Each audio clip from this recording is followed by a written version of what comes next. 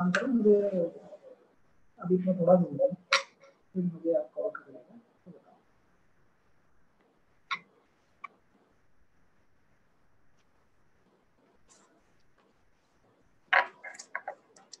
Computer operator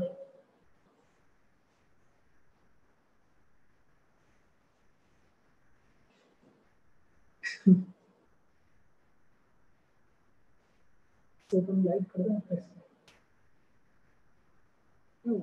कैसे light?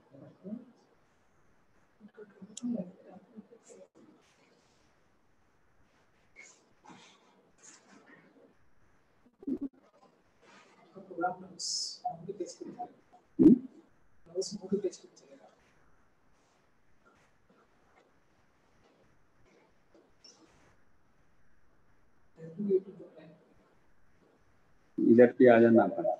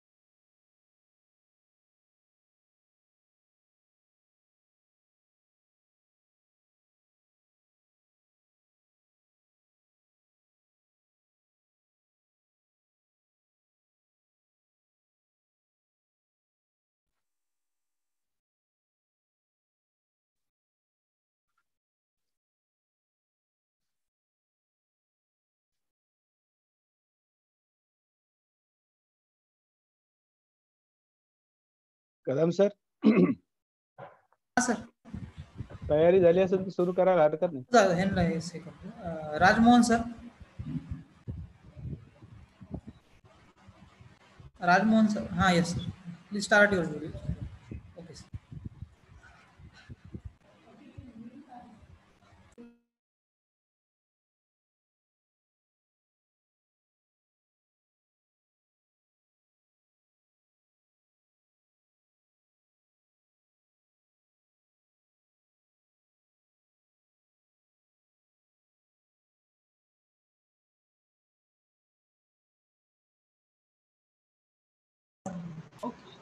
Okay.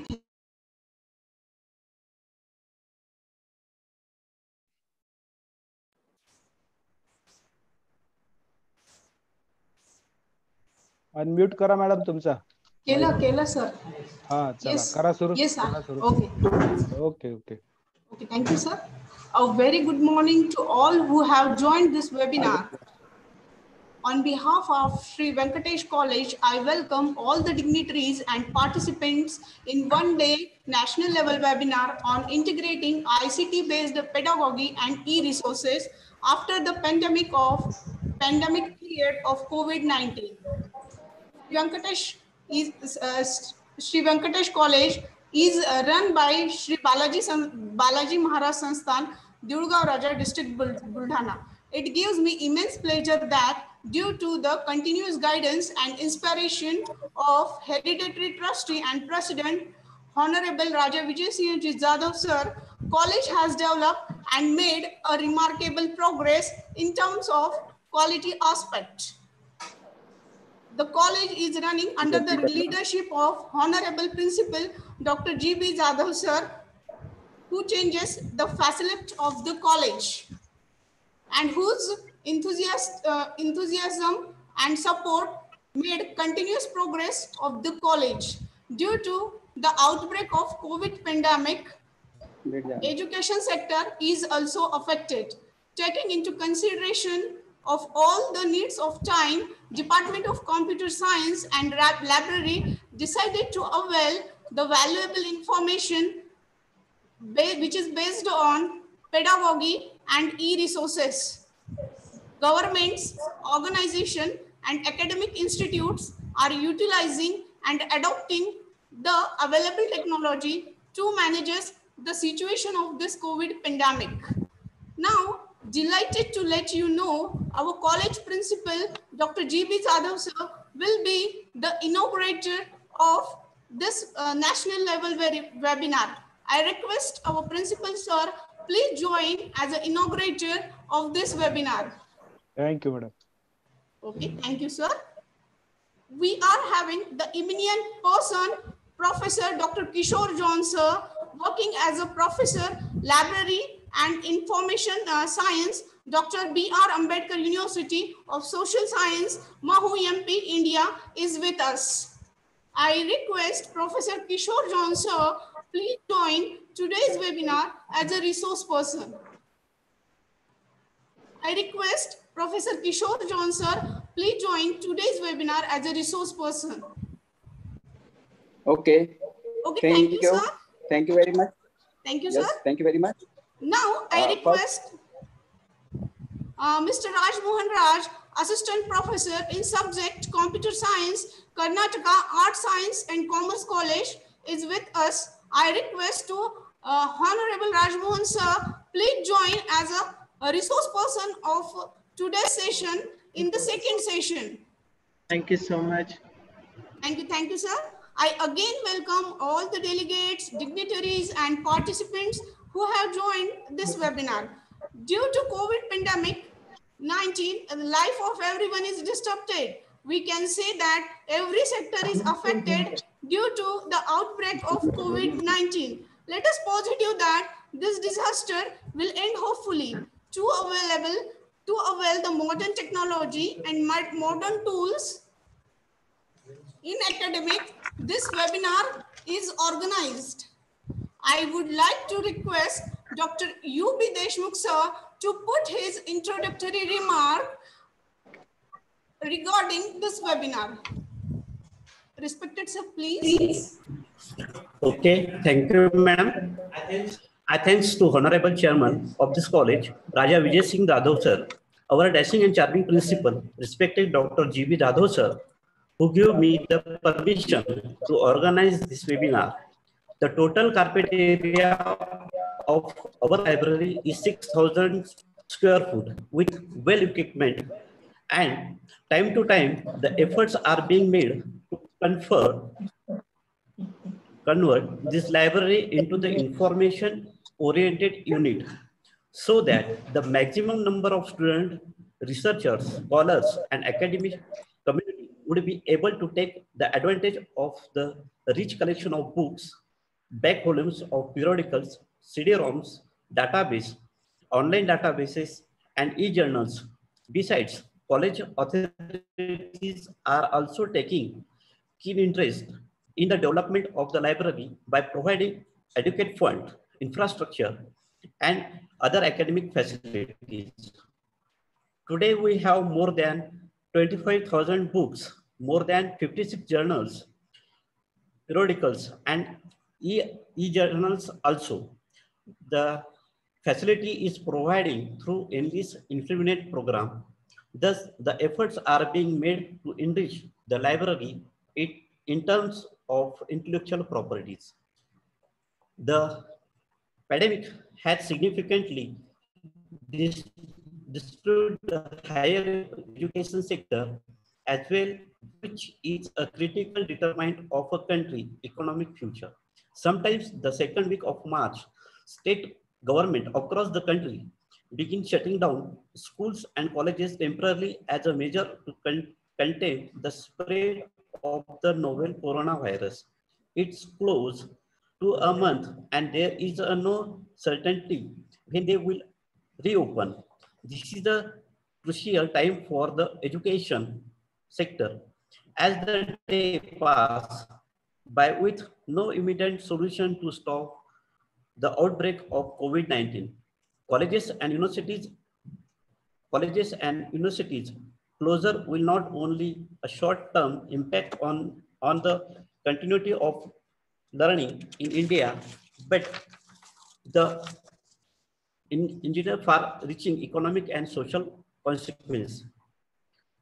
The structure of schooling and learning, including teaching and assessment methodologies, was the first to be affected by these closures. Only a handful of private schools could adopt online teaching methods. The students, in addition to the missed opportunities for learning, no longer have access to healthy meals during this time and are subject to economic and social stress. The pandemic has ignified the dispute on the higher education sector, as well as which is a critical determinant of a country's economic future. Needless to say, the pandemic has transformed the country's old chalk talk teaching model to one drive to technology. This discussion in the delivery of education is published policymakers to figure out how to drive engagement at scale while ensuring inclusive e-learning solution and tracking the digital divide. One immediate measure are essentially to ensure continuity of learning in college and universities. Open sources digital learning solution and learning management software should adopt so teachers can conduct teaching online.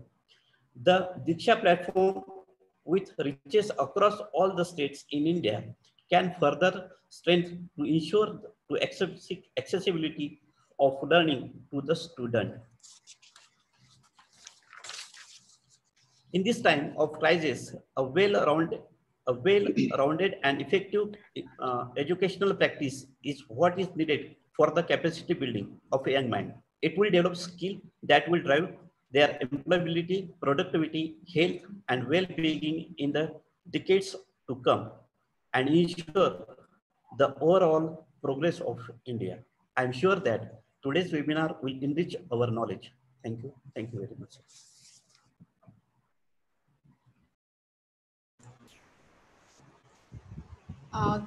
Thank you, sir, for your introductory remark. Library is definitely the intellectual property, and our students will use e-resources and uplift their knowledge during this COVID pandemic.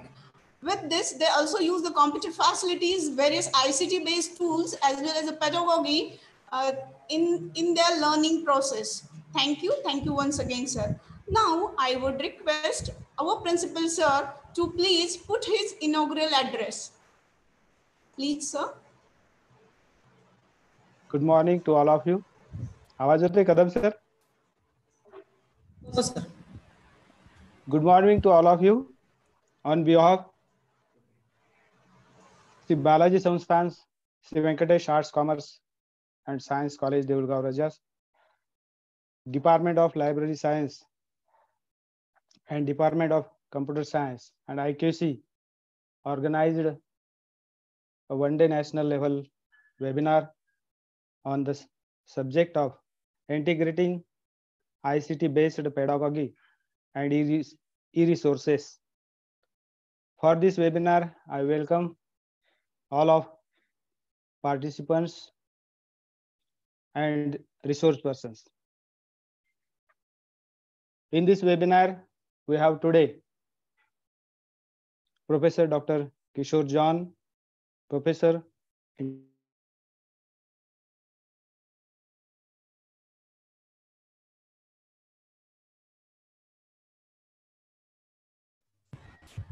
R. Ambedkar, University of Social Science, Mahu, Madhya Pradesh, and Raj Mohan Paradesi, Assistant Professor in Computer Science, Arts, Commerce and Science College. Sir, screen थोड़ी है यार.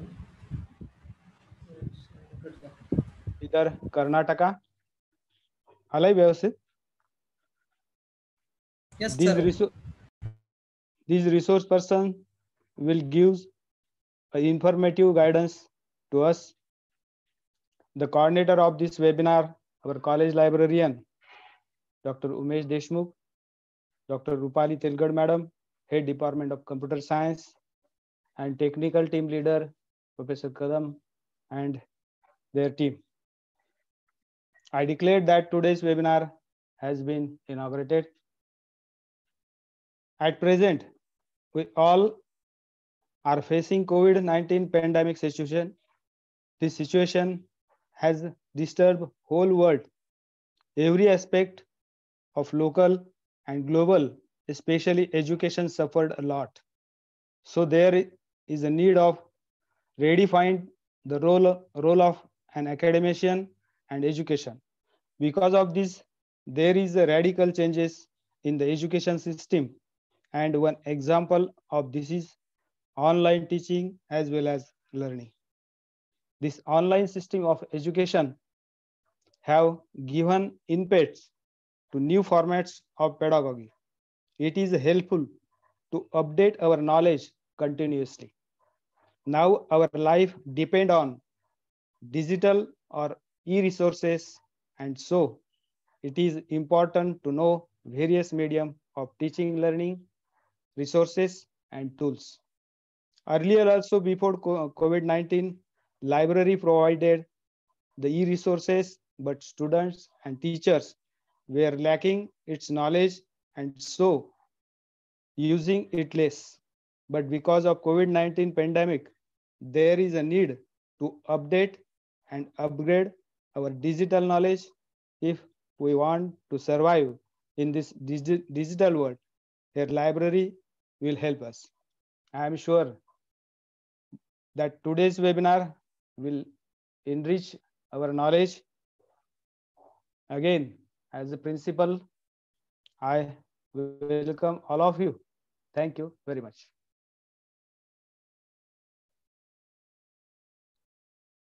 Deulgaon, madam. Okay, thank you, sir. Thank you very much for inaugurating this national level webinar and your valuable guidance. This education system gives the pedagogy as well as use of e-resources in the teaching learning process. So it is my privilege and pride to introduce today's resource person of this webinar, Dr. Kishore John sir, who is working as a professor in subject Library and Information Science, Dr. B.R. Ambedkar University of Social Science, Mahu, Madhya Pradesh. He has 26 years of teaching experience. He has guided to near about 25 students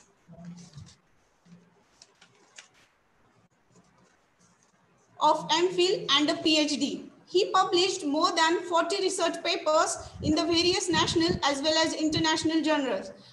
He has worked as additional director government of Madhya Pradesh. It is the remarkable achievement of Professor John sir. Now we will give more information with respect to the theme of the webinar. I request Honorable Professor Dr. Kishore John sir to deliver his talk in this session. Please, sir.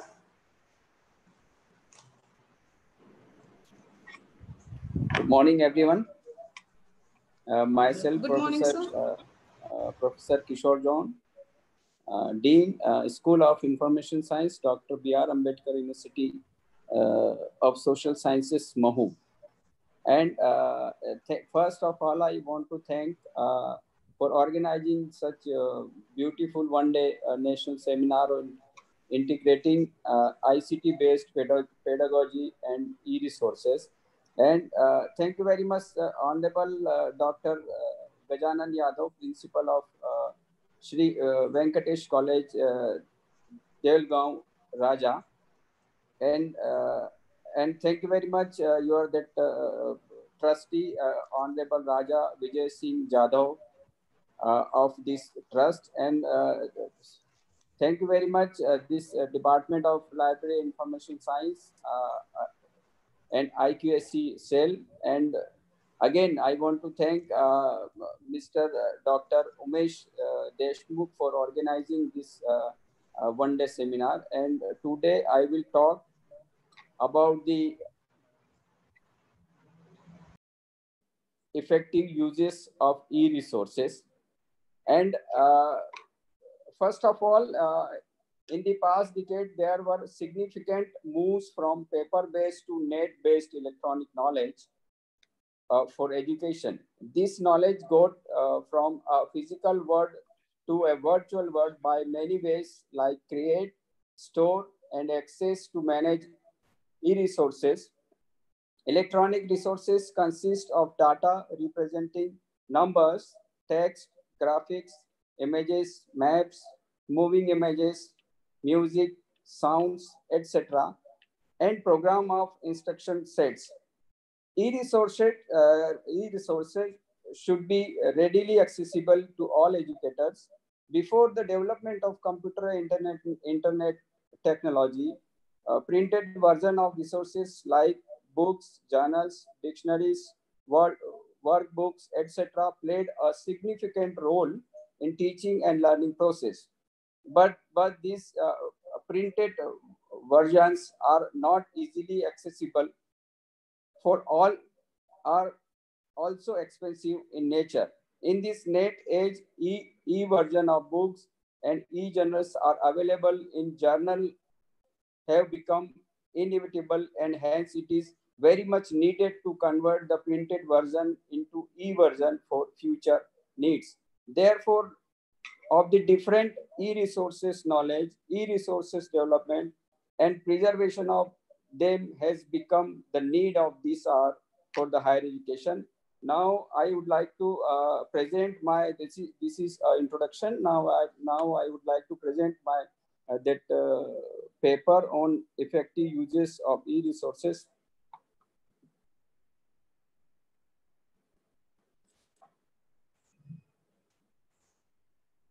In this presentation, I would like to include introduction, types and taxonomy of e-resources, characteristics of e-resources, advantages of e-resources, users' rights for e-resources, selection of e-resources, issues of e-resources, challenges of e-resources, and then the price factors of e-resources, and improve use of e-resources, and actions for optimum use of e-resources. Then now I will discuss one by one about the e-resources. Now, first definition is electronic e-resources are material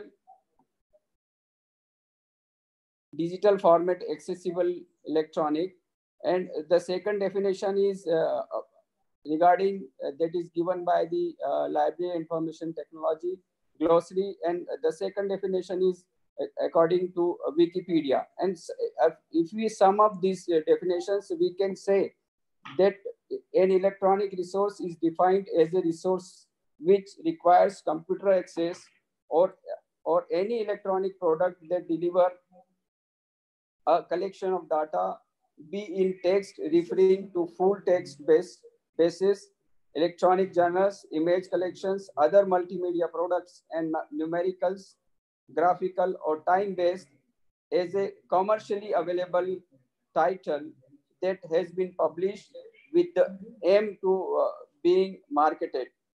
This may be delivered on CD-ROM, on tape, or via internet, and so on. And examples of e-resources are electronic journals, electronic books, online databases in various digital formats, web pages, and so on. Next. Generally, e-resources can be classified in two areas. First one is online resources. You can say the online resources are e-books, e-journals, email, e-library, e-forum, e-learning, lessons and courses, e-shop, e-dictionaries, mobile, SMS, MMS, search engines. And again, this can also be classified as online e-resources, further classified in three types of matters. Some of the freely available on net, and some of the e-resources are licensed resources that is available with through vendors, and some of the on-site resources, website related to particular content names. And the other one is offline e-resources. Offline e-resources, you can say, are CD-ROM based e-resources, offline e-books, offline e-dictionaries, MS Office applications, that covers documents, spreadsheets, PowerPoints, etc. Training software, e-prompter resources from mobile devices and secondary storage devices.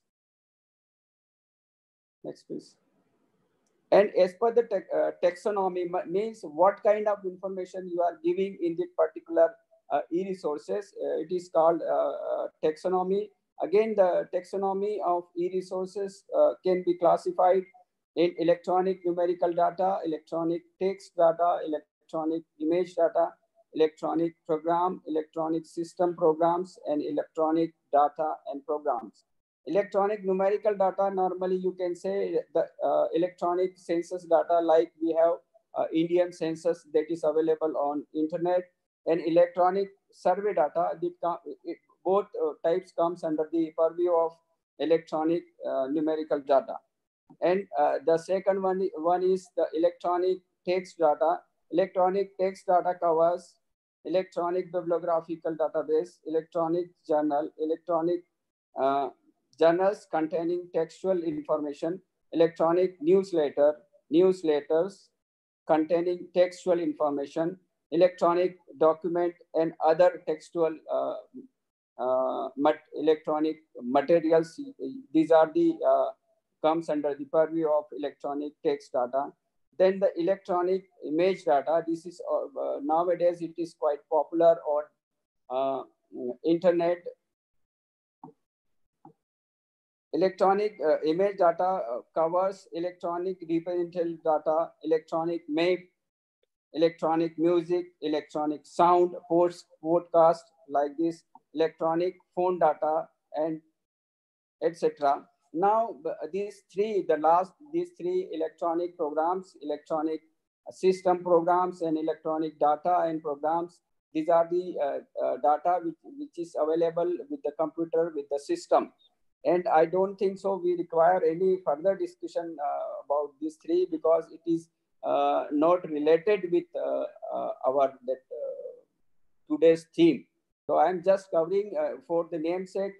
These are the three: electronic program, electronic system programs, electronic data and programs. The first three: electronic numerical data, electronic text data, electronic image data, comes under the purview of library and information science. So we will deal with these only. Now the characteristics. Next. Now the characteristics of in e-resources. The first one is access to every document by everyone from anywhere. So we can say this is the main characteristics of electronic resources.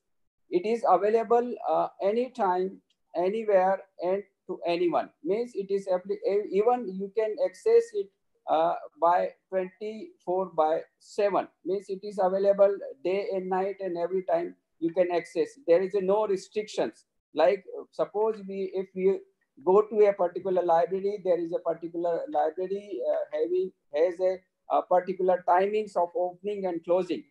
So within that time, we can only access the documents. But as far as the electronic resources is concerned, there is no boundary. You can access from anywhere, anytime, and it is very easy. And the second one is the retrieval of information. Retrieval of e-resources is quicker than the print version. It is correct, because we can access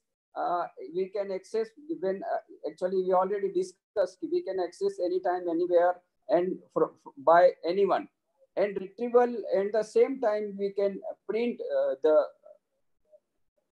that particular required e-resources, and it is very easy process. And the information nowadays, information in this particular internet era or electronic era, all informations are available on fingertips. And the next one is the users can be guided to the document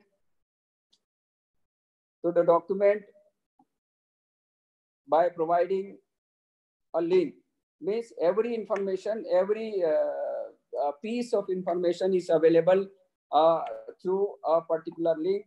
The whole process is guided process, just following few simple instructions, and we can access information and document, and it is very user friendly process. And the next one is even if you want to search any information, there is a simple guidelines are there, and you can access and your information and search through. There are so many options are searching information on this about what available on e-resources. You can search through author, you can search through a subject, even you can search through a keyword, or even if you can search through a link also, a web link also, and you can search with their particular IP address also. And the next one is the collection available in electronic format can be or any media, means there is no restriction. We already discussed about in that earlier slides about the taxonomy of electronic resources. There are so many types of information is available. That is available in image format, that is available in text format, that is available in music format, that is available in image format. In any format you can access, and there is no restrictions. You can access from anywhere. Ownership is not important, particularly in this e-resources environment. The ownership is not important, because this is just you have to access, and इसके साथ आप उसको easily access कर सकते हैं. इसमें आपको ये नहीं देखना पड़ेगा कि इस पे कौन अधिकार रखता है, कौन अधिकार नहीं रखता है. उससे क्या होगा कि आपने इंटरनेट पे सर्च करा, इंटरनेट पे आपको इंफॉर्मेशन मिली, इंटरनेट में आपने इंफॉर्मेशन को रिट्रीव करा, देन कौन उसको रख रहा है, कौन उसकी किसकी ऑनरशिप है, ये this is none of our business. We just want to have a particular information. And in electronic environment, the interaction between user and library is frequent. Simple, it is again, you can say that the library is a growing organism, and library, the fourth law of library science is the saved of the time of the reader. And it is actually there is a more interaction between librarian and the user. And it is even software. The next one is the software can help the user in retrieving the desired information. Nowadays, most of the e-resources vendors and e-resources suppliers, they are उनके साथ जो what ever the programmes जो उसके साथ में आपको searching tools जो वो लोग प्रोवाइड कर रहे हैं, searching tools are very user friendly. You can access, and from we have discussed already about the various options of searching of information. So these are the using of information, electronic resources. It's not very difficult. It is very easy. Next, please. Now, the advantages of e-resources. There is the first advantage of the e-resources is numerous information is available on internet. Numerous information available on internet. You can say actually this is the data. Whatever if you are seeing on the screen, it is actually I have retrieved from internet yesterday only. Total right now there are 1.80 billion websites are available on internet. So you can see, you can imagine the quantity and quantity of the information, and the more than 30,000 journals are available, and even it includes both paid journals and free journals. Means with the help of e-resources, we can access this kind of or this quantity of information. And the second one, it is again nowadays normally in a library we subscribe journals, and when the printed form publishers or suppliers send us, then we can say what is the content of the, means there is a time gap. If it is quarterly, if it is half yearly, if it is maybe yearly, तो उसके बाद ही हमको देखने को मिलता है. But on this electronic platform, as and when the books, as and when the journals being published, the same time we can access, means it is up to date, and we can access on time. मतलब आपके पास पुरानी information, you are not getting any old information, for because of the you can say as far as the research is concerned, we want a latest information. And nowadays, because of this E-resources and this E-resources platform, we can access any information on the right time or within the, this is whatever information is coming, it is up-to-date information. And the next is through electronic resource, users are able to access latest. I think I already explained this. Then value-added functionality. It provides value-added functionalities. Normally in conventional methods or in a library, we access through a book with a title, with a subject, or with an author. And in this e-resources or the searching e-resources is very easy. It has so many options, though it includes author, title, keywords, and even you can use a Boolean logic also to retrieve the informations. And additional skills development, you can say ICT skills, means it is you can say a kind of a gradual process. When you start the first time, suppose if you are using first time, you may find yourself in some difficulty. How should I go further to access my information? For as and when routinely you are working on the same environment, and definitely you will develop your information skills or your ICT skills, and the same skill you can adopt from any other places. Large volume, and again the next, I think we already discussed, large volume of quantity and free information is available through electronic resources, and the save the time of the user and the staff. You can say the Dr. Ranganathan's fourth law of library science also says that to save the time of the user and the staff, and definitely we are fulfilling all the implications of fourth law by using e-resources.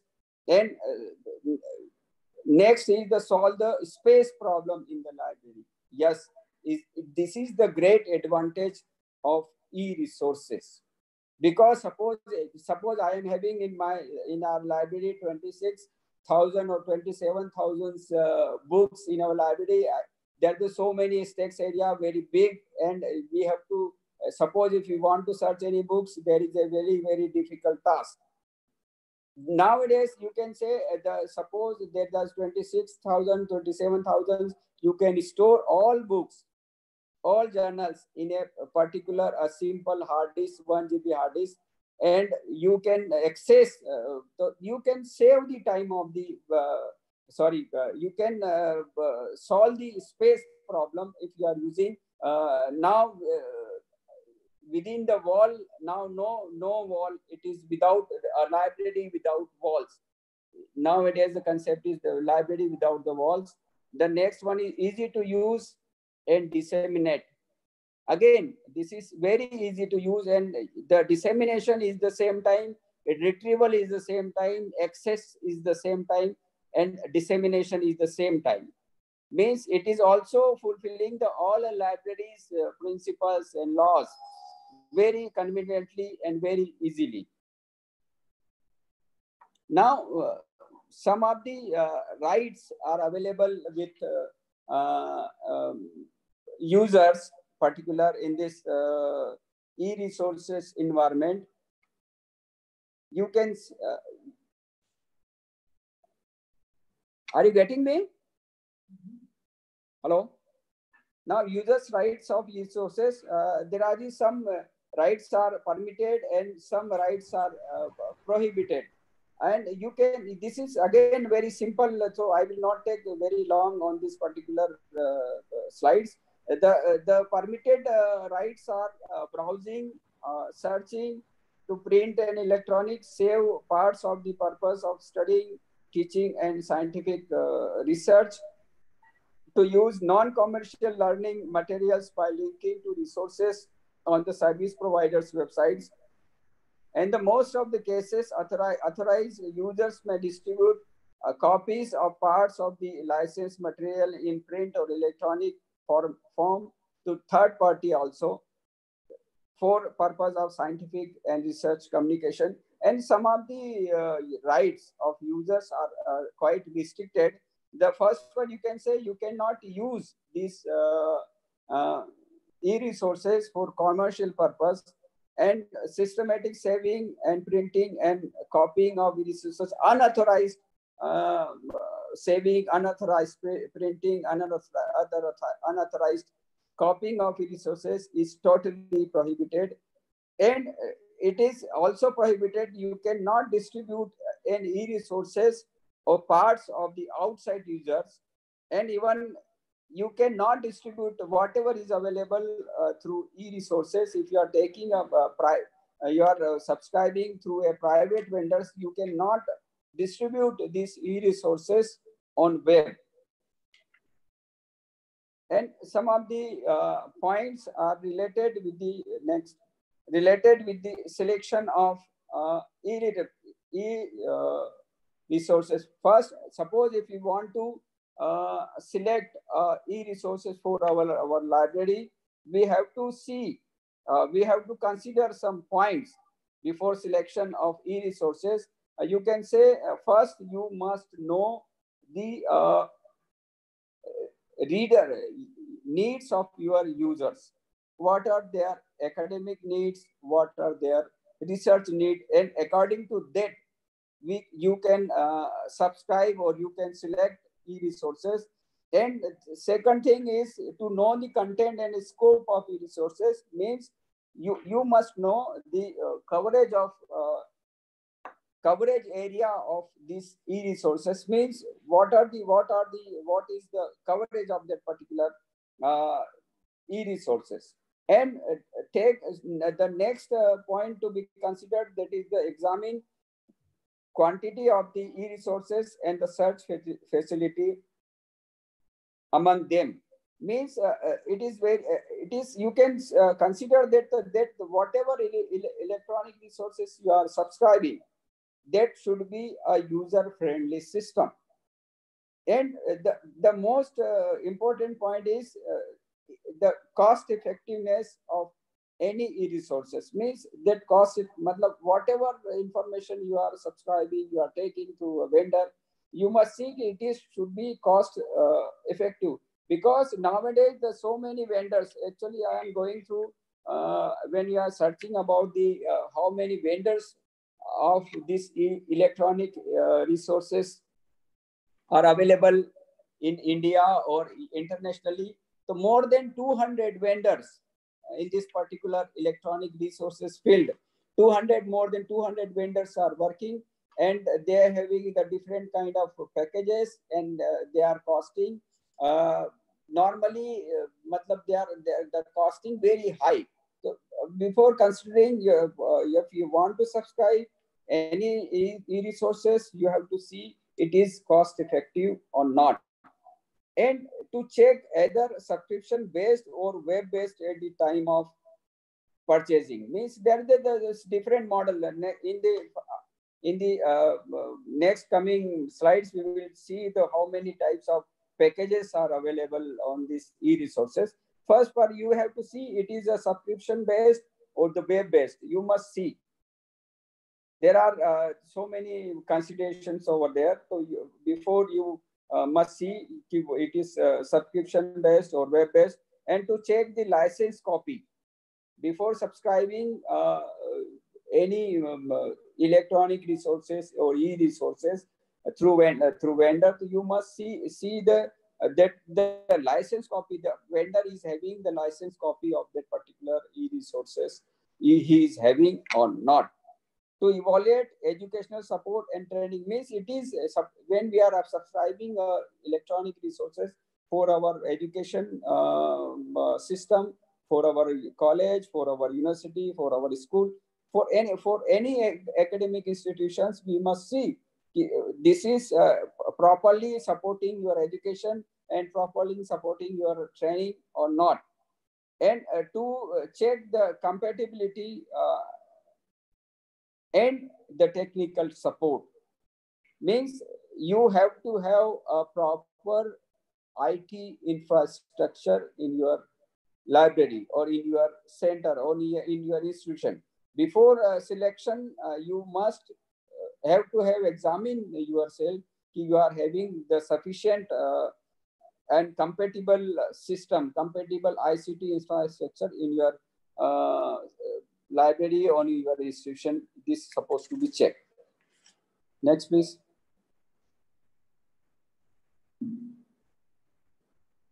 Now, there are some important issues. They are related with the optimum utilization of resources. For that, the first one is users' attitude towards e-resources. In actually, particular in Indian context, we can say the most of the users are not familiar with the e-resources and with the operations of the e-resources. For that, you have to check that the user's attitude towards the various electronic resources. And most of the Indians, I feel that most of the Indians are still habit of reading habits, feeling it, having in their hand. And it may be a newspaper, a magazines and journals. So this is the attitude. You must check your attitude. You must consider this important point. How will you change their attitude for the optimum utilization of these e-resources? Then the next thing is the technicalities. Still, again, we can say in India, there are so many problems related IT infrastructures. Delivering of e-resources mainly depends on the network, type of connectivity, hired or subscribed, leased line, broadband, and again, speed of network, bandwidth, hardware, software interface, and etc. And even that is the platform compatibility is another hindrance to the smooth functioning of e-resources. And the next one is infrastructure. Infrastructure of the library or campus also play an important role in access e-contents. Local infrastructure should be compatible with the service provider.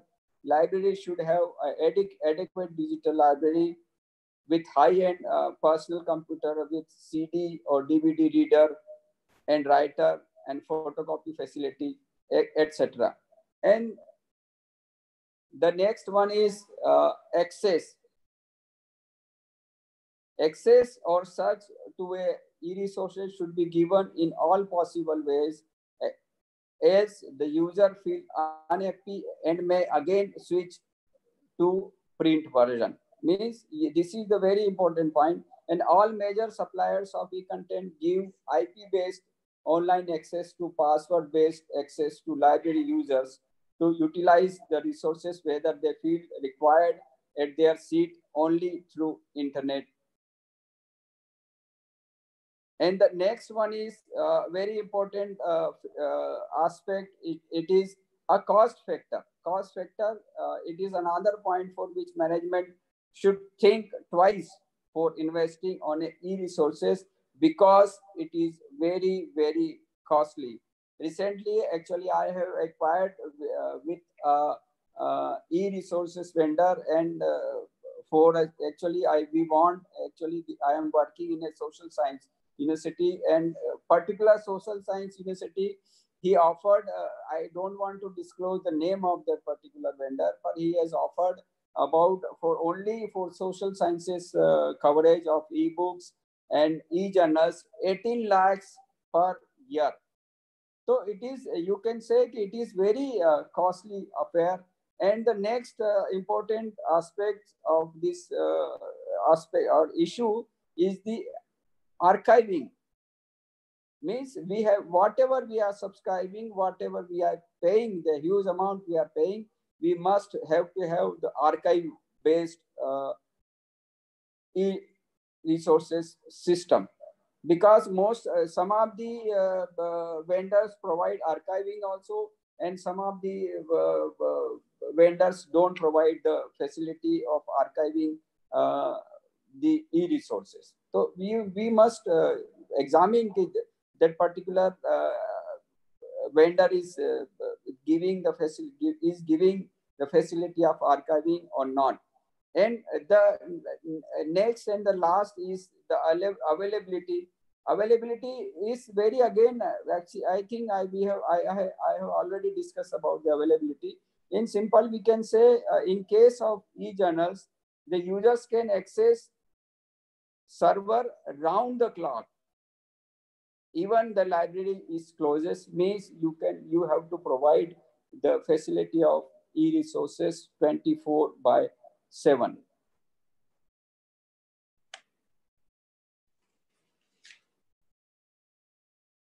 Now, some of the challenges, actually, I have gone through so many articles, so many research articles, and I have gathered some points about what challenges we are facing while using electronic resources.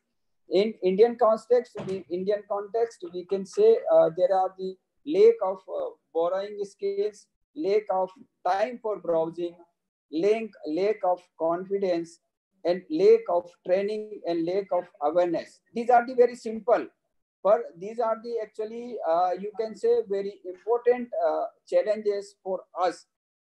We have to develop the skills, browsing skills, and there is a lack of training, so we have to support electronic resources with proper training. And the next one is insufficient ICT infrastructure. And most of the colleges, most of the universities, most of the academic institutions in India, we can say they don't have a sufficient ICT infrastructure. And for that, this is, you can say, a general problem. For that, we have to develop a good ICT infrastructure if we want to provide e-resources facility to our knowledge, to our college or university or institution. Then there is a poor knowledge of search strategy. There, I can say the most of the users are not familiar with the actually academic searching. I think you can say they are using a Facebook, they are using a WhatsApp, or they are using so many social media. For actually academic searching is the problem. They don't know how to search information. Even they don't know search how to use author name, or even a search, or even a subject, or even a phrase, or even what is the Boolean algebra and how to search this. Normally they don't know. So this is the problem. And the second thing is, the next thing is the complexity of online resources. Actually, this is the main, this is actually a serious problem. And I think I already discussed about, there are so many, more than 200 vendors are available on e-resources sector. And I can say easily that if there are the 200 vendors, definitely all vendors having a different time of different type of searching pattern. And so, then there is again a problem. There is different, if you are having a different vendor, definitely that different vendor provide with a different searching pattern. So this is the actually the main problem. Then next one is the high subscription cost, high downloading, and again high printing cost. So this is the actually again the main challenge. And we have to discuss with when we are subscribing any electronic resources, we have to discuss with the that supplier. And the unstable power supply, I can give a very good example about this. Yesterday, actually, I spoke with Umesh Deshmukh, the librarian of this college. He told me, that, sir, today because of the rain, we are unable to send you the link, and I am unable to update you anything about this. So this is that it is not his fault. It is the fault of the power system. Because of rain, the power system was failed. So the same problem with the IT infrastructure. If we are not having power, we are not having a sufficient backup, we can't move on. And the next is low internet bandwidth. We are not actually subscribing, we are not taking, you can say, a lease line or broadband in our, nowadays, most of the libraries or most of the institutions are started subscribing or taking broadband and lease line. But this is again a problem. Then online resources are not relevant. Means there is a bundle. If you subscribe e-resources, you can say most of the online resources are not relevant. The relevancy, the question of the relevancy, only some of the information is relevant and useful for them, and most of the information is not useful and relevant for them. And there are too many online databases. Definitely, this is the problem. There's so many databases, from where we have to search or which is the right one, we don't know. In this matter, I think the librarian or information professionals can help the users to overcome this challenge. And there is one more problem I think we have to discuss about this. This is the uncooperative attitude of the library staff. Because most of the library staffs are not familiar with this particular new e-resources platform or e-resources. So they don't know, so they don't cooperate in searching information or with the operations of this e-resources. Now there are next.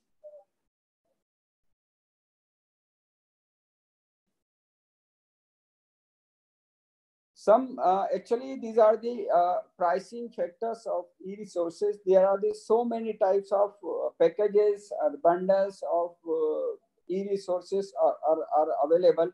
You can say the first one is combined model. A combined model, it covers on-off archive fee and annual access fee. They actually they demand a separate price for the archiving fee and the separate price for the annual, means updated whatever information is coming in a particular year. They ask or they take annual access fee for that. Now the second one is very again it is most of the vendors are using this particular package. That is the pay per use pricing.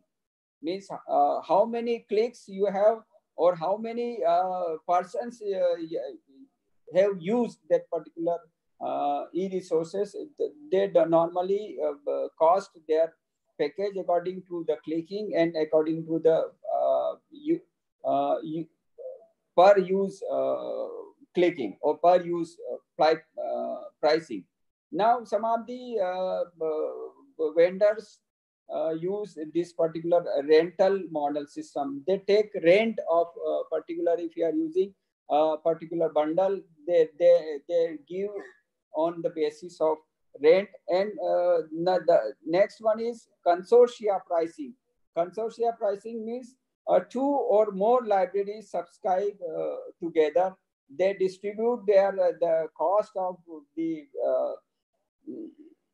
e-resources or e-resources bundle, and they make a particular consortia and they subscribe it.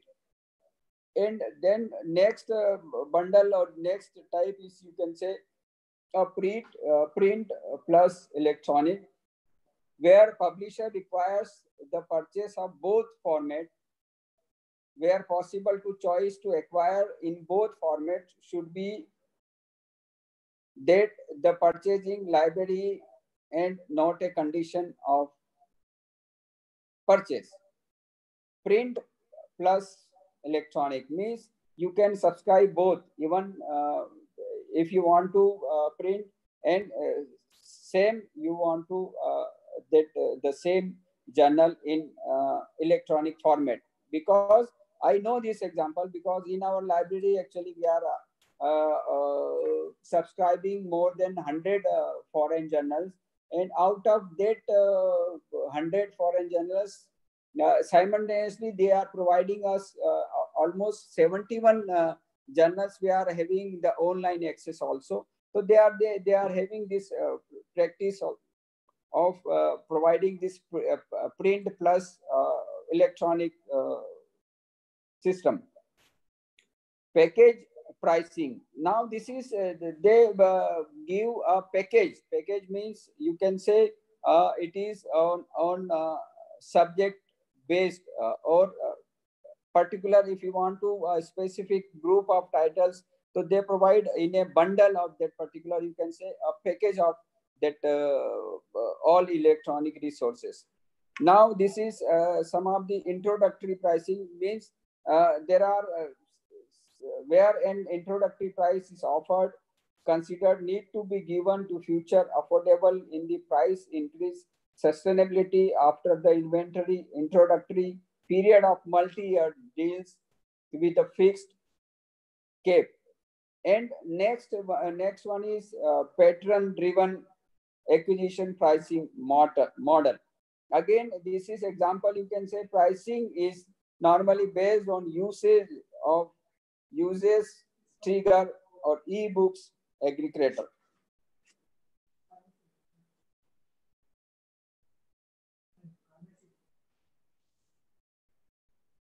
Now, there are some points related with the how to improve the use of e-resources. Actually, I think these last two or three slides are very important, because if you want to subscribe electronic resources in a library, definitely you have to have sound ICT infrastructure, and definitely you have to have a trained staff, and definitely you are wasting or you are expending or you are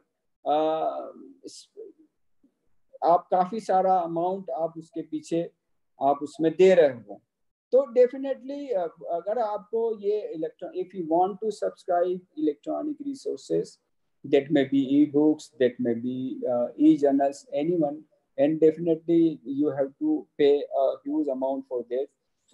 And what will be the return of that investment? Because whatever you are spending, it is an investment for university, for an academic institution, for a college. Definitely it is an investment. So what is the return? Return means there should be a maximum use or optimum use whatever you are expending. So I think the first important aspect is the e-resources orientation for library staff. First, you have to train your library staff first, then so they can help the users of your library. And second one is the patron, those who the direct beneficiaries of these e-resources are the patrons or users, you can say. You have to train them, you have to orient them how to use these electronic resources. And the next one is faculty members, the most important, because the faculty members have the dual impact. First, they will use the e-resources first for themselves, and second thing is definitely they will use for their lectures and for their academic improvement. So, and simultaneously, they can also teach, they can also educate their users to how to use electronic resources.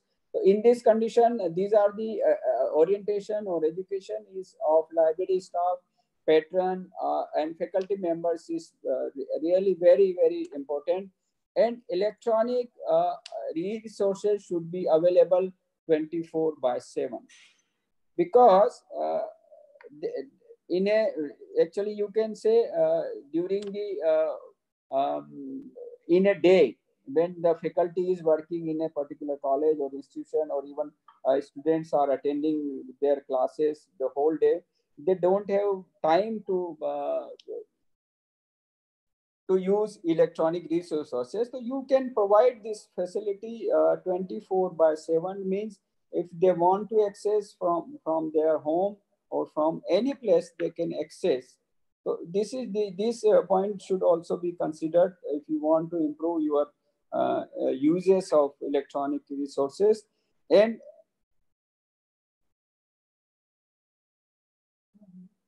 sorry.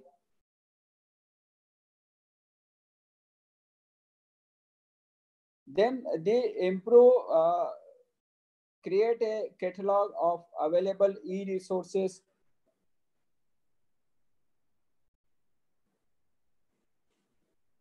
Create a catalog of available e-resources to ease access, means you have to develop a catalog for e-resources. A basic information should be provided, what kind of information, and on particular on which subject this information is available.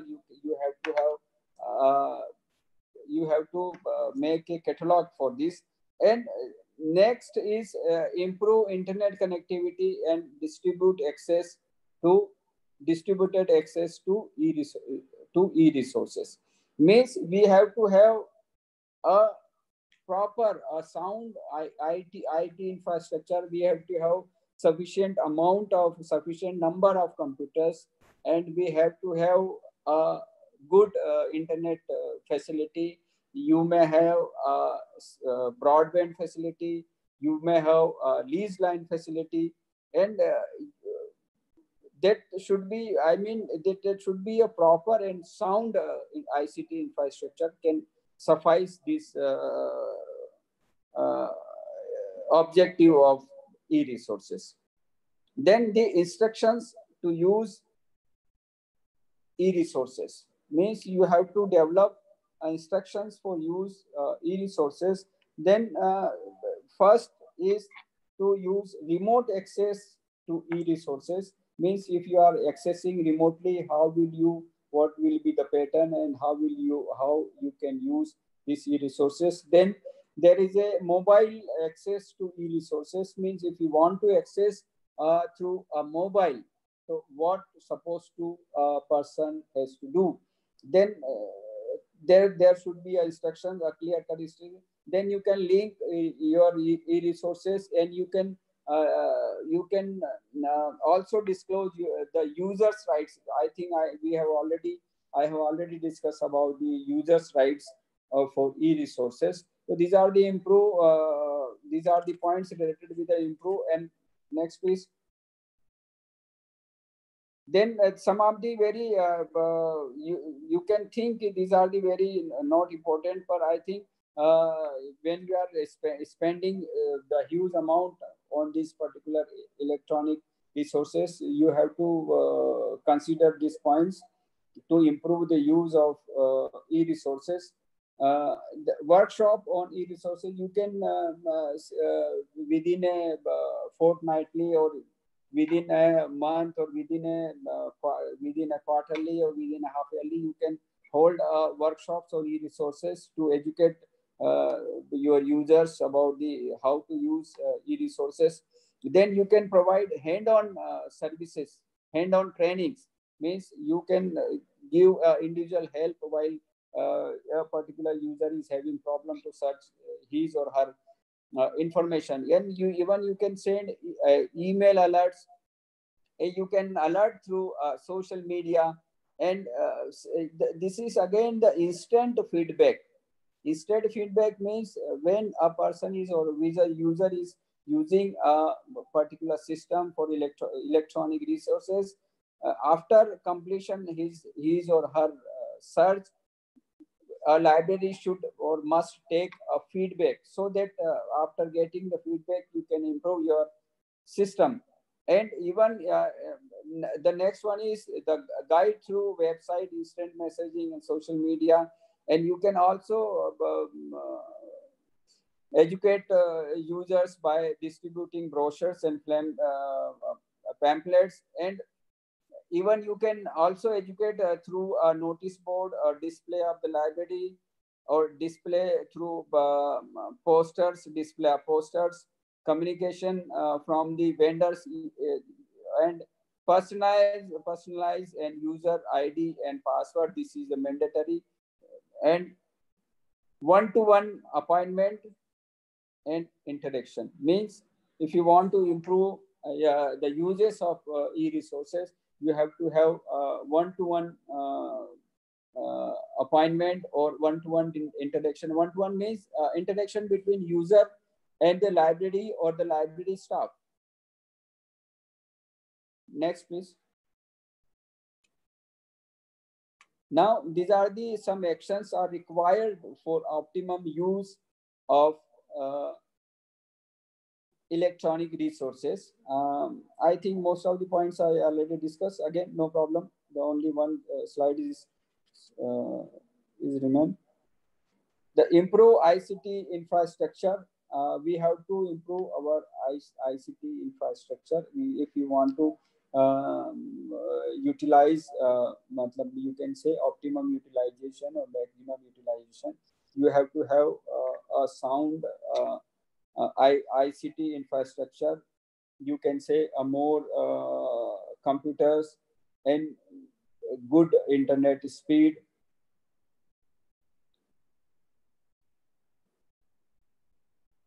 And good internet speed and proper for internet speed, you can take internet through a leased line or internet through a broadband. And next one is improve computer skills, ICT skills, information literacy skills of users. Means simultaneously library or information center can take a separate classes or take a orientation courses for their users to improve their computer skills and improve their ICT skills and improve their information literacy skill. If we are doing this kind of action in our library, definitely the uses of internet resources definitely will increase. And then again, the faculty member should also encourage their users to use electronic resources, and they may give assignments to their students to consult electronic resources. Then library professional should be trained to work with students. Then library should be improve an awareness campaign of e-resources, and messaging services should also be integrated into library e-resources and service provisions. And thank you very much. And at last, I want to say, we are suffering and we are facing the problem of COVID-19. And COVID-19, there is so many. Actually, I am going through an article published by IFLA, and IFLA has given several instructions while opening a library after COVID-19 or COVID-19 epidemic. Then IFLA has given so many instructions for when we are using electronic resources, then there will be no face-to-face interaction. There will be no touching. There is no need to use your use your face mask, and no need to use your that sanitizer after 15 minutes. No need to wash your hand frequently.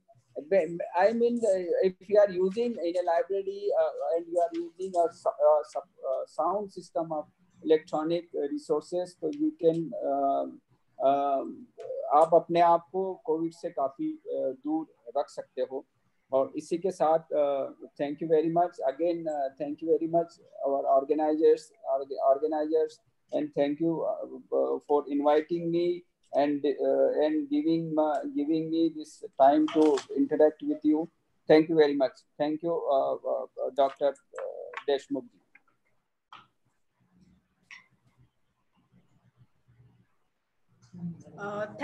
Thank you, sir. Now I request the participants to put your questions in the chat box if you have any questions. It is my kind request to the participant. Please put your questions in the chat box if you have.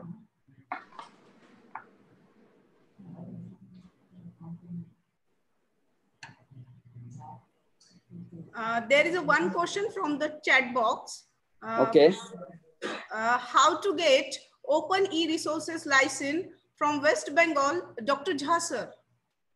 How to get? How to get Open E-resources license.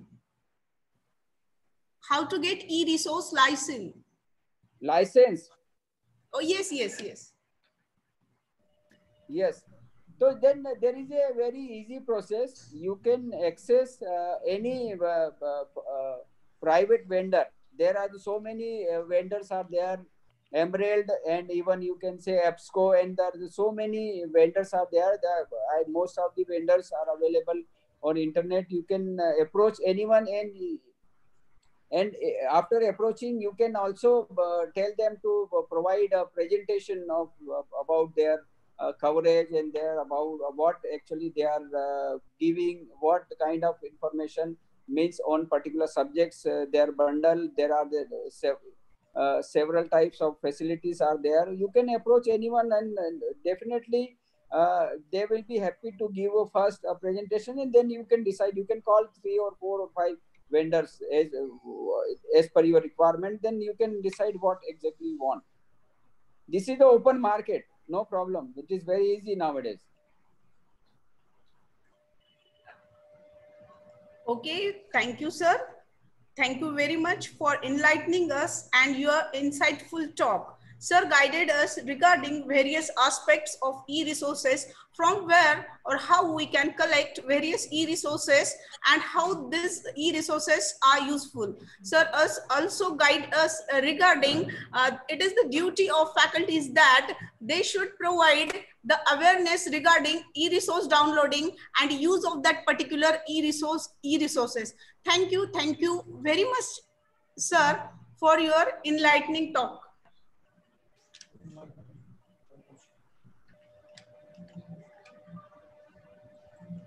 Okay, sir. Again, there is one question. Okay. Hello, sir.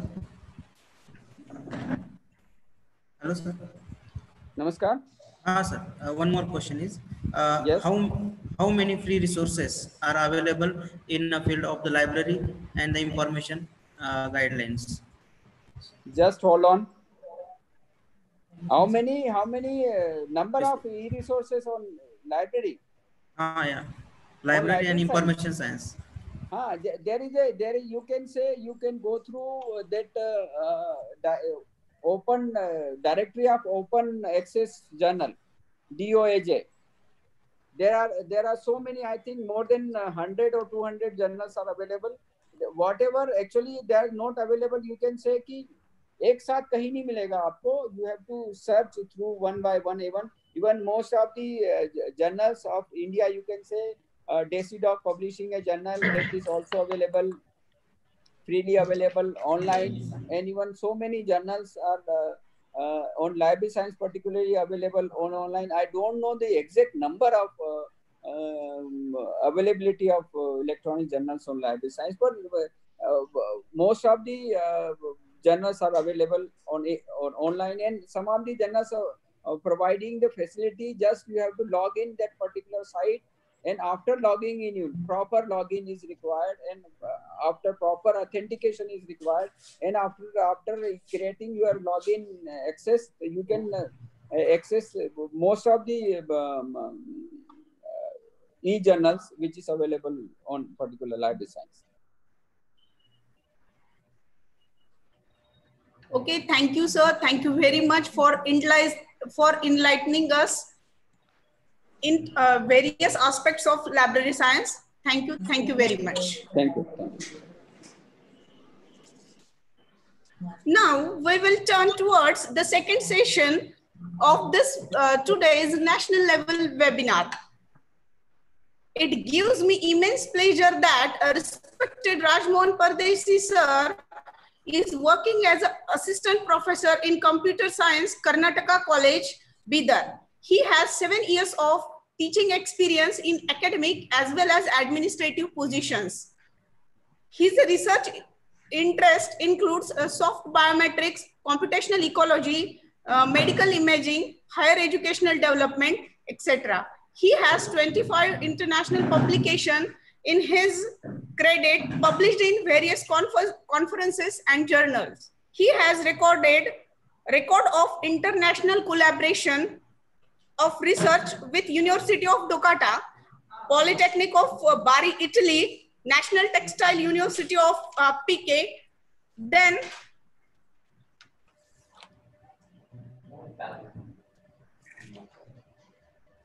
he has also also serves as a reviewer, editorial board member, and organizers for the international conferences and the journals. He has also done research projects with the Indian Statistical Institute, Kolkata, and the Galposing University, Bhutan. Also, convincingly, he also received the grants of 8 lakhs from DBT, Government of India, under the Foldscape Research Grant. I request Honorable Rajmohan sir to deliver his talk in the second session. Please, sir. Thank you. Okay. Thank you, organizers, for providing me this opportunity. And I hope I will reach to you all in the coming 30 to 40 minutes. I am going to discuss about how the teaching learning process can be enhanced using the ICT tools and resources in our regular classroom. So are you able to listen me? Yes, sir, definitely. All right, shall I go ahead? Yes. Okay, so we will talk about the introduction and the motivation, why the ICT is required and why we have to use the ICT into the regular classroom. What are the historical backgrounds, how the instructional design is started when we reach to the ICT, and what are its benefits. Then how the design can be made, means we think that use of ICT, but where exactly it can be used. People think that they simply fix the projector in the classroom, they remove the blackboard and they put the PPT. Hello, sir. Yes? Please share your screen. Screen is shared actually. Not seen. I need to resume the share. Now can you able to see? Yes. No, sir. Black screen. Only black screen is shown. Okay, well, what I will do, I will stop the share. Once again, I will share. Is it fine now? Yeah. Yes, fine, sir. Fine. Okay, so here I will tell you why we have to use the ICT and what should be the instructional design. As I was talking about, simply replacing the blackboard with the whiteboard or the LCD screen does not mean we are using the ICT into the classroom, or simply fixing the projector. Earlier what you are writing with the chalk and talk, and simply And replacing the things does not mean the pedagogy or instructional design. So how systematically and significantly by keeping the learning outcomes in the mind, we should have to introduce the ICT. That's some of the concept I will discuss, and some e-resources which we are using in our class or in day-to-day life in our college. That also I will going to tell you, and lastly I will going to conclude. And as per the request of Dr. Telgad, couple of videos also I am going to show you how the apps can be developed or quizzes can be created using such of the apps which we are using.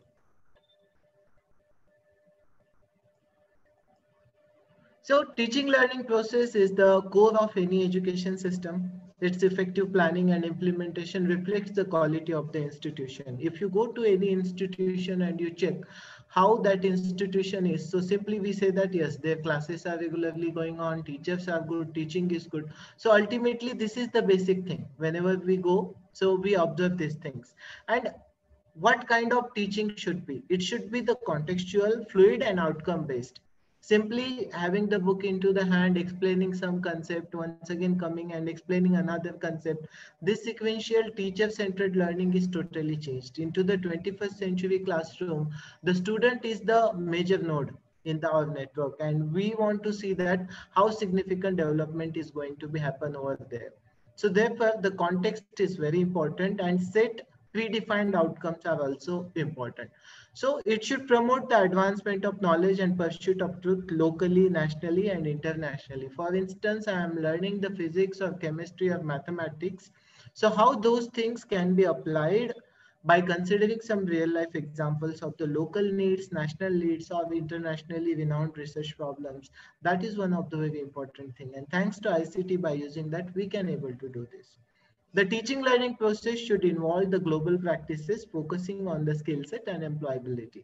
This is also one of the very important things. People are graduating, getting the higher degrees, even they are getting PhDs and postdoc, but they are the jobless. So what's the problem? The problem comes into the teaching and learning process. So skill sets are very important. We have to see that we can develop the skill set over here. Next, the process should be realistic, achievable, and aligned with the vision, mission, and objectives of the institution with locally available resources. For instance, whatever we have in our institution, what our vision, mission statements, and objectives are speaking, are we working with that? That is one of the very important parties here. For instance, if we do not have too many resources in our college, then do we should have to stop doing anything? No, with the existing resources also we can do the miracle, because the basic things do not require hi-fi setup. So a very simple laptop, computer or projector, these are the basic things. And nowadays we presume that these are available at each and every institute. And with those things also we can do the miracle. So that thing we have to be focused on the mind. Then, are we ready for the 21st century education system? Recently, the education policy is launched, and you can see how tremendously the new change they have made. They are expecting the things to be technology enhanced, interdisciplinary in the nature. So, are we ready for that? Is our education system is ready for IT enabled generation? If you can see after the 2005 or 2002, whatever the generation is born, they born with the smartphone in their hand, right? And whatever we people are we learn later on. So the people, those who are born with the IT, they are the IT enabled generation. We call them as a netizens, and we learn the computer and all. We are called as a digital migrants, because I born in the 90s. Somebody means earlier people, they have learned their computers recently into the past decade, when the internet is revolutionized. But in future, say next year or upcoming years, whatever the students are coming, they are the more tech savvy and having the extraordinary knowledge about the applications, internet and everything. So that time, are we ready for that? If we do not ready for the future, then there is no future for that teacher or that institute also.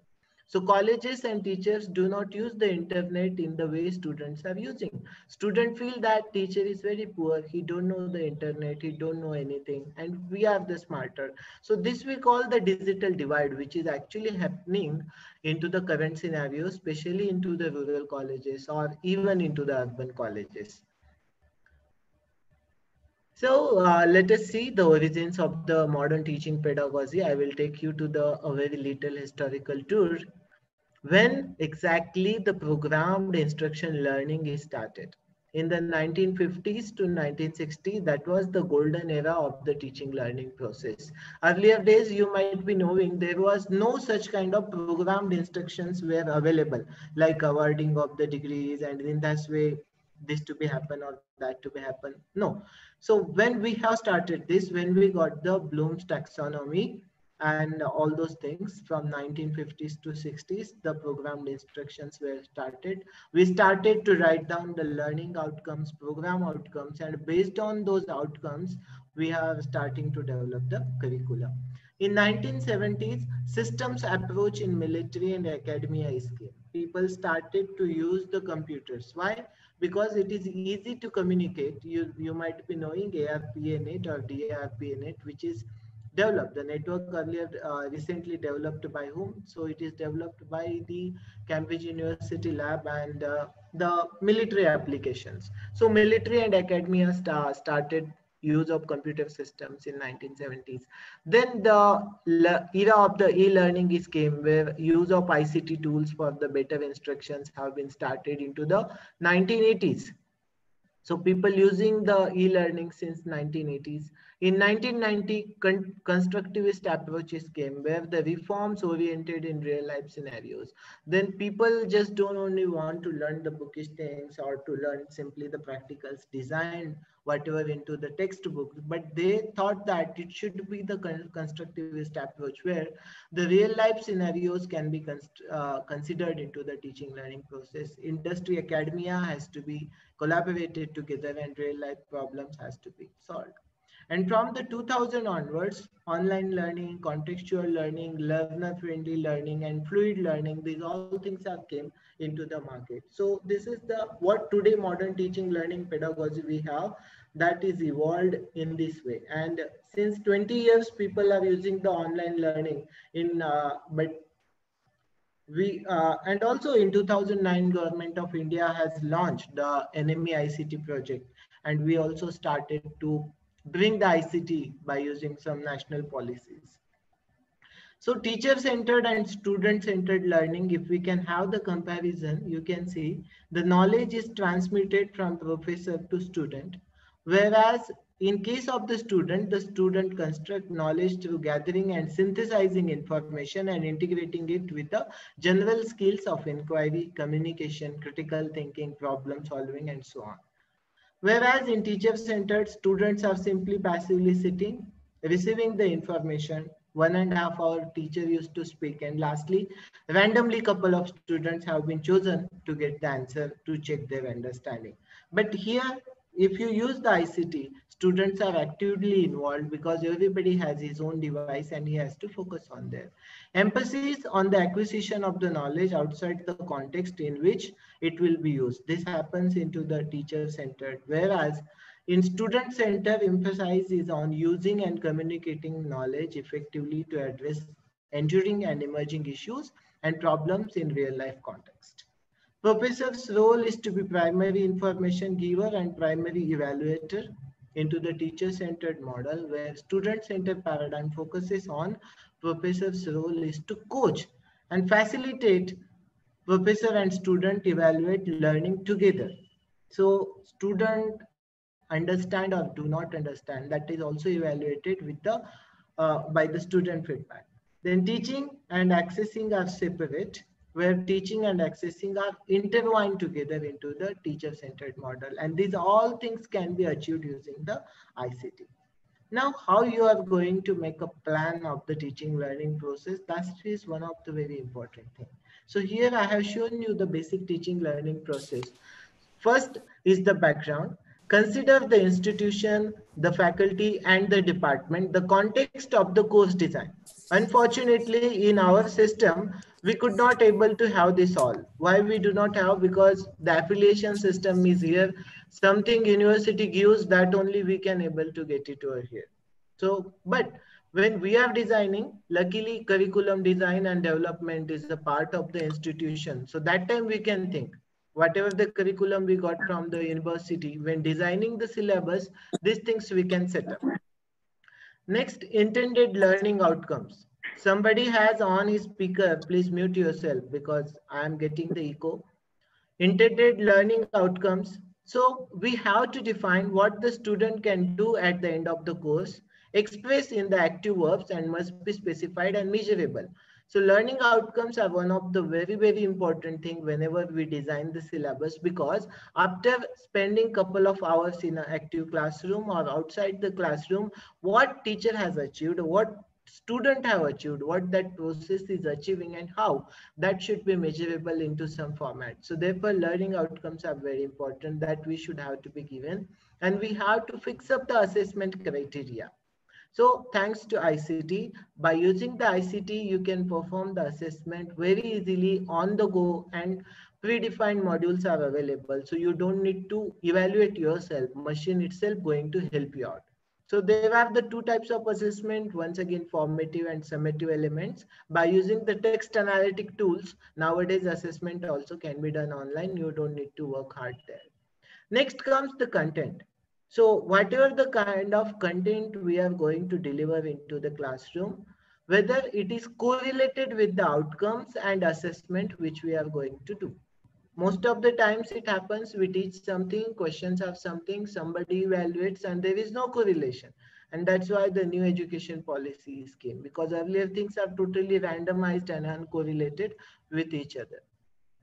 Then course structure, the number and type of teaching situations. Choose most appropriate for the student to master the content selected. For instance, if somebody you know that 4 to 5 units of something is available into the complete course, but which should have to be taught using the ICT, which has to be taught using the blackboard, which has to be taught inside the lab. But in our case, what we do, we have the two separate papers for the practical as well as for the theory. And both are uncorrelated each other, because the same thing we learn theoretically and we repeat the same things into the lab. So because of that, more burden is increased. So rather, if we can design a complete course structure, which includes theory as well as practical, and also some other activities, for instance, assignments, self-learning, field visits, these all incorporated, then it will become more easy for us. Then classroom activities. So outcomes specified for each teaching session. We have to plan the topics and activities for each teaching session and choose most appropriate mode of interaction. Whether it should be the blended learning, hybrid learning, or flipped classroom, or interactive things, what you are going to do, that you should have to be decide. And here pedagogical knowledge is very important. If teacher do not have the pedagogical knowledge, he cannot do these all things. So teachers training becomes the one of the most important thing. And last comes the evaluation. So quantitative or qualitative, that also we should have to be think most of the times. And once again, evaluation should be connected to the learning outcomes. Now, these are all things how we can do with the ICT, or we will see. The ICT-based instructional designs. When traditional classrooms separate the course, classroom and ICT, they do not club. If you can see here on the diagram, I have shown at the left-hand side, classroom and course is the one side. There is a big red line which separates the websites, blogs, interactive live broadcasting, Twitter, and all those things, whatever the ICT resources we are going to be used, they are not blended together. Rather, they are separate. Something you are teaching in classroom and then asking student to do something in the home and so on. But rather than, if we can create a cross-actional space that we call the learning management system, and there we can club all those things into the some course structure, then that classroom becomes the digital classroom. Formal and informal spaces both are merged together. Say you have allotted the 60 hours of the classroom teaching for the 4 credit course, then if you can create a digital learning space for some course, so obviously student can learn in both ways by merging the formal and informal spaces together. So we should have to see that we can create all these courses with the learning management system. So few things which you teach into the class, those can be recorded and uploaded. And sometimes Advanced, they can be uploaded, and simply in classroom we can have the discussion, or the discussion forums also online can be developed. So in that way, so this is one of the very important slide. ICT use should be integrated in both ways, formal and informal. If you separate both the things, once again you do not able to achieve the goal, because when we use the ICT or we plan the instructional design, our focus is always on the learning. And that learning is not textbook focused, teacher focused, but it is focused on a concept and the topic. Individualistic realization of that particular topic is going to be focused.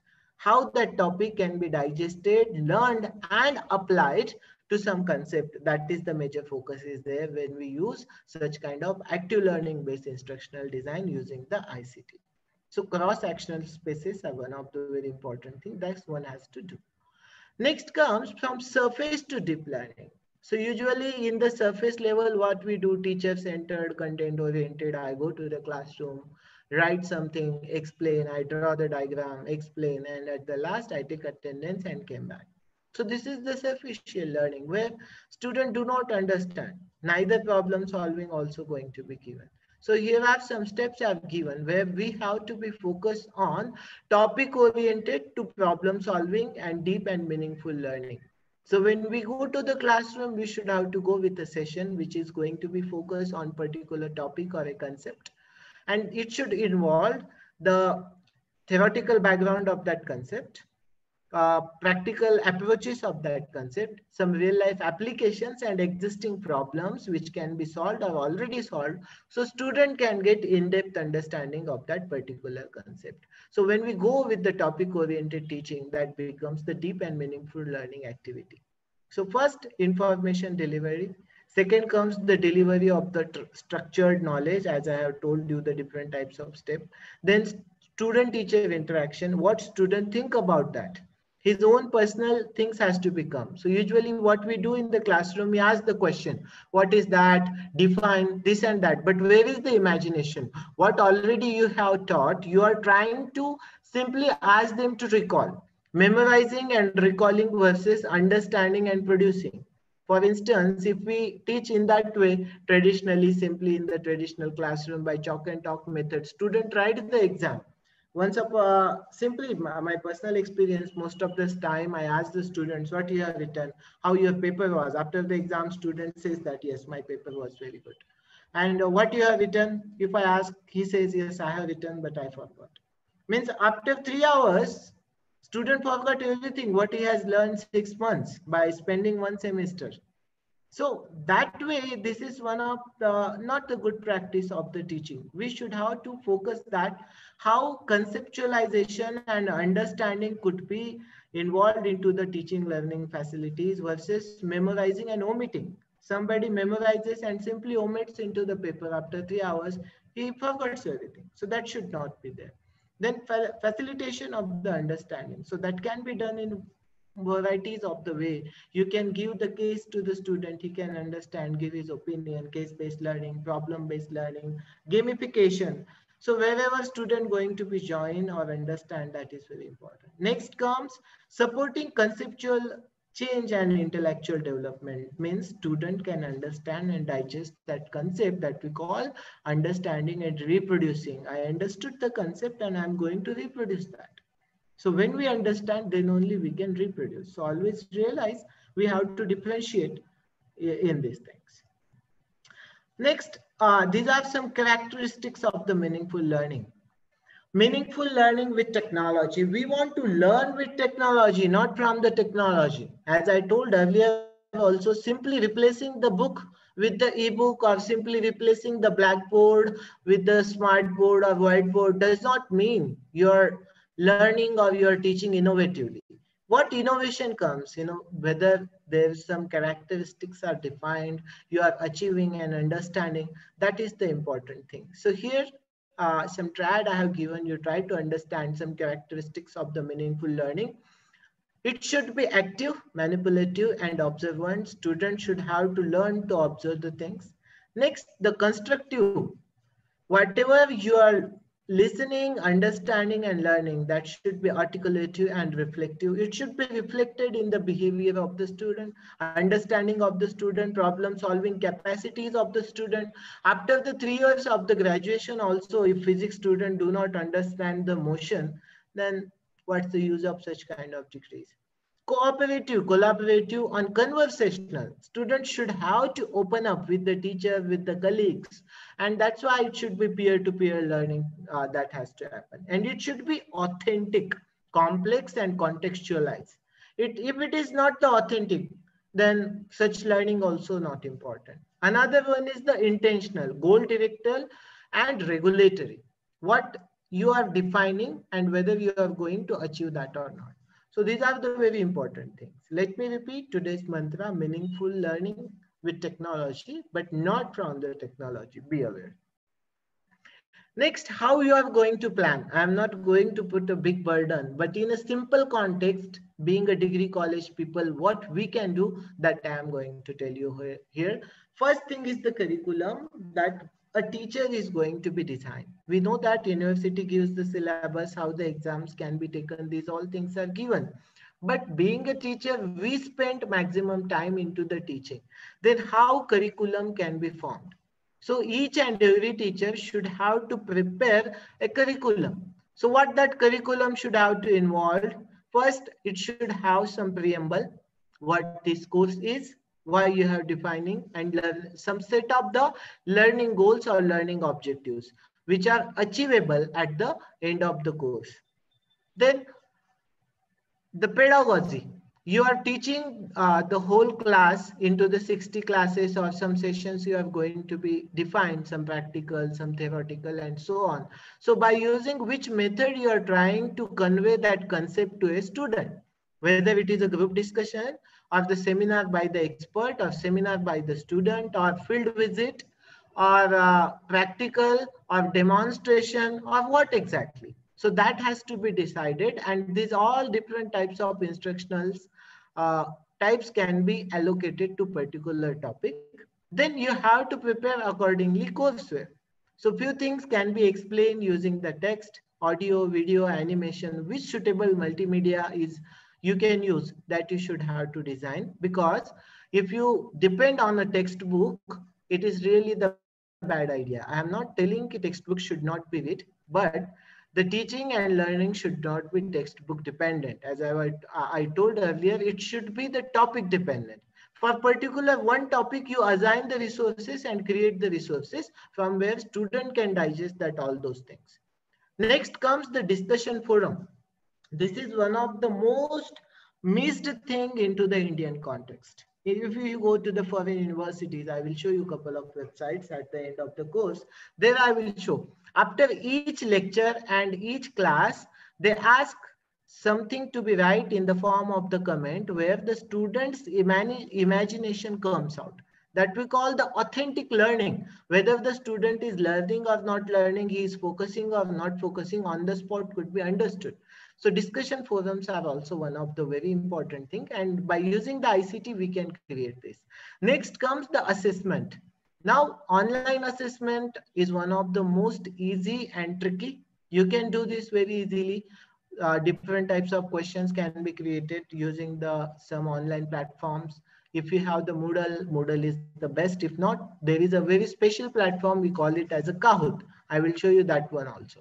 So these are the 4 things you can incorporate at the initial stage, because nobody has been trained properly to use the ICT into the classroom. Neither our student have the experience currently. So in current scenario, at least these 4-5 basic things can be incorporated into any art, science, and commerce college. Next, these are some online tools and e-resources, which I would like to tell you. I will just explain you one by one, and later on some demos also I will show.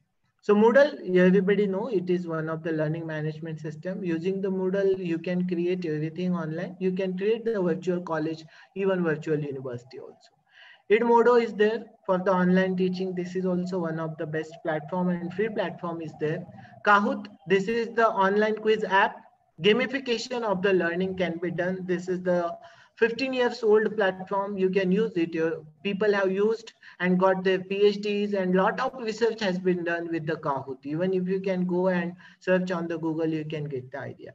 Next is the MIT Sketchware, developing the online Android apps. You know that Android app development is very tricky and tough when it comes to the coding part. But everybody don't have the knowledge of computer science and programming. So by using the drag and drop, there is application we call from the MIT Sketchware. Every teacher can use and they can develop the apps. MIT Scratch, this is one of the virtual lab available. So many experiments are shared by the community. You can access and use. Marlot, multimedia resources, one of the most world's richest website, marlot.org. There you can get so many resources, virtual labs, text, courses, everything. If you can spend a couple of hours, you can get the idea. Government of India under NME ICT, they have also kept MHRD virtual labs. You can use those virtual labs also. Harvard Lab Exchange, this is also one of the virtual lab you can use. MIT Open Courseware, this is one of the best website. All the regular lectures of the MIT are recorded and available there. Berkeley Courseware, this is also very nice one.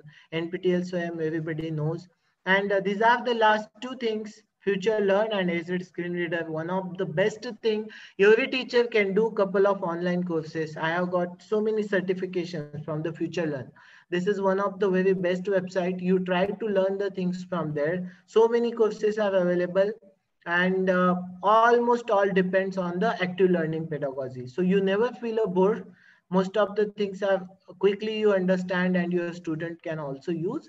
AZ Screen Reader, this is also one of the very important software, freely available.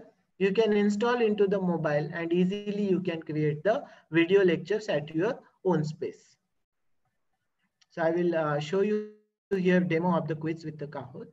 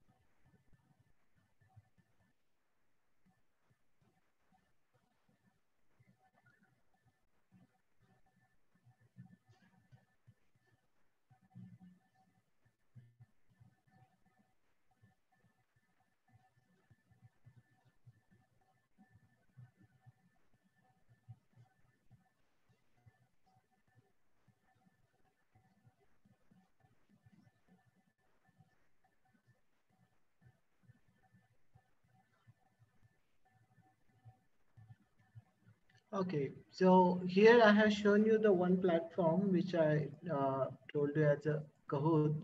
This is one of the very important platform. So everybody can use that one into your regular classroom. Why? Because using the Kahoot, especially the science people or history people, for everybody it is useful because you can upload the images. So there is a no end to upload the quiz, and inside the classroom nowadays smartphones are becoming the very normal thing. Everybody have the smartphone. So inside the classroom also you can start a quiz for the 5 minutes. You can test the understanding of the student. You can get the idea and you can go ahead. So in that way, classrooms can become more interactive and gamification. So you might have seen in the video how students are too much enthusiastic and ready to go for the quiz. So in that way, the student engagement also can be measured, and this can become one of the very good topic for the research also, if you are interested to measure how the things happening with the art students, commerce students, science student, urban and all. So infinite possibilities are coming with the ICT if you properly do the research, and research-based classroom if you can develop. So that is the need. In Indian context, the classrooms are not research-based, rather they are policy-based. Somebody who do not teach, who becomes the administrator, such person develop the policy, and that has been given through the university to the colleges. And that's why somehow our development is quite slow.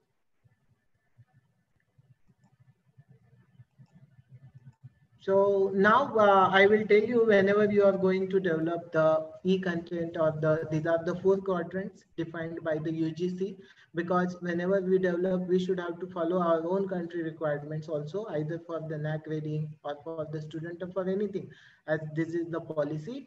So whenever you develop the e-content or any course, you should aware that there should have into the first quadrant text document, PDF, ebooks, illustrations, etc., whatever you require. Into the second quadrant, multimedia things, audio, video, into the organized form. In the third quadrant, links related to the course, Wikipedias, open content available on the internet, some case studies, and different types of informations available of subject related things, web resources, what we call our reference links, and self-assessment. So after completing one module or topic, students should have to know how much he understood. So therefore, MCQ, problems, quizzes, assignments, and these all things should be incorporated into the 4th quadrant that we call the self-assessment. So these are the 4 quadrants of the content, are very important whenever you are going to develop anything. At the last, I will conclude here. Internet has started the reshaping of education system. Education will not same into the coming decade. Things are changing very drastically.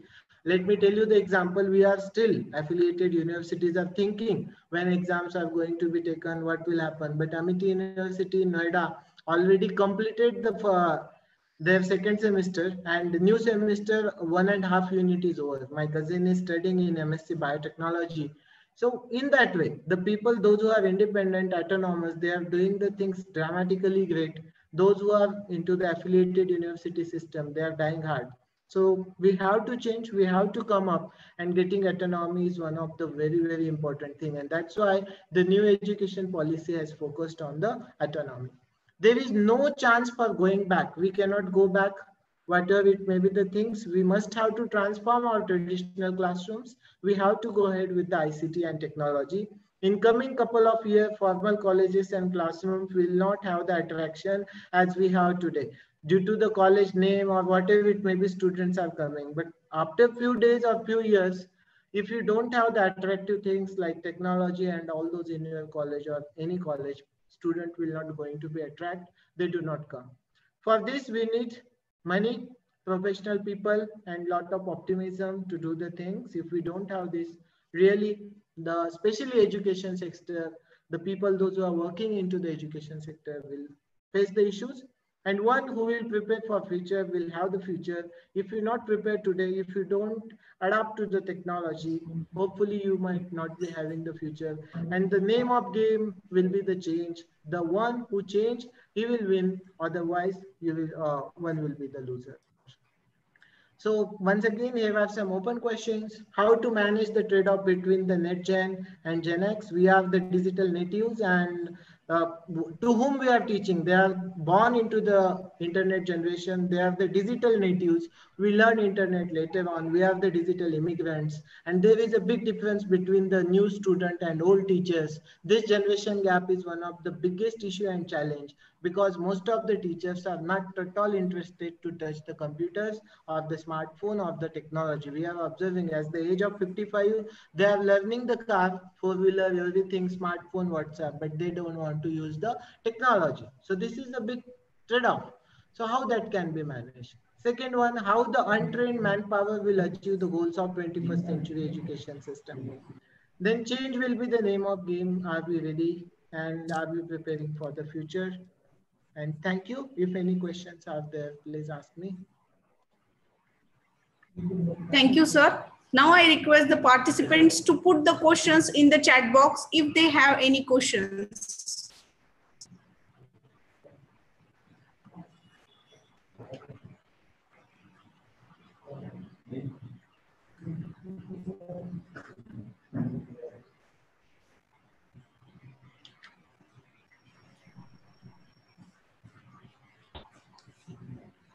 The last takeaway I would like to tell before the whatever the questions are coming, use of ICT, and don't just use, but rather you do the research. If you do the research in your classroom, you can get something, and that will be the publishable also. So in both way, you will get benefits. So whenever you use simply PPT or anything, try to make some questionnaire and try to take the feedback from the student, and also from their results, check what is changing. So you can understand whether your use of technology is correct or incorrect. So feedback is also very important in this case.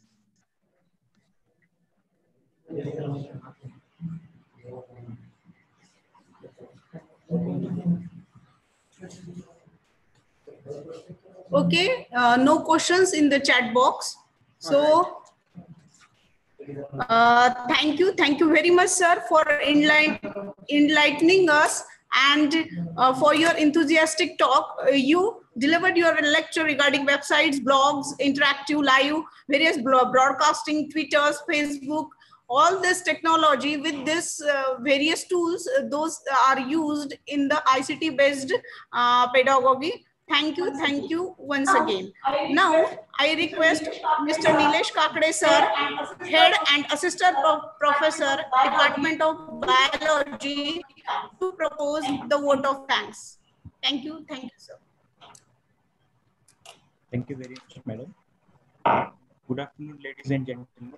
On behalf of Shri Vyankatesh Arts, Commerce and Science College, myself, Nilesh Kakade, hereby welcome the distinguished speakers, delegates, and students who have joined from different parts of country to grace this occasion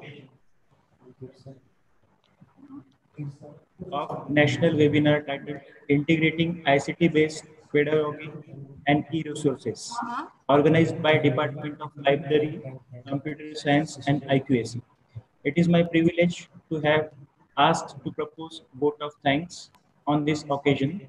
I, on behalf of our college and entire fraternity of college, first of all, I extend my most sincere thanks to chief organizer, chief guest who spared time from their busy schedule to grace this occasion. I express my deep gratitude to the resource person of first technical session, Kishore John sir, for enlightening us. I thank resource person of the second technical session, Honorable Professor Raj Mohan Pardesi sir, for their wonderful presentation and valuable guidance. Further, a big thank you to the inaugurator of this webinar, Honorable Principal Dr. Jadhav sir, for their valuable guidance. Last but not least, I express my special thanks to Dr. Umesh Deshmukh sir, Director, Knowledge Resource Center, Shri Venkatesh Arts, Commerce and Science College, Dr. Rupali Deulgaon ma'am, Head Department of Computer Science, Technical Team, Pawan Kadam sir, Pandurang Pawar sir, Dr. Mahesh Tandale sir, Ravindra Ganbas sir, Rambhuvan Saroj sir, and all the delegates of this one-day national webinar. With the permission of Honorable Principal Dr. Jadhav sir, I hereby declare that this webinar is over. Thank you very much.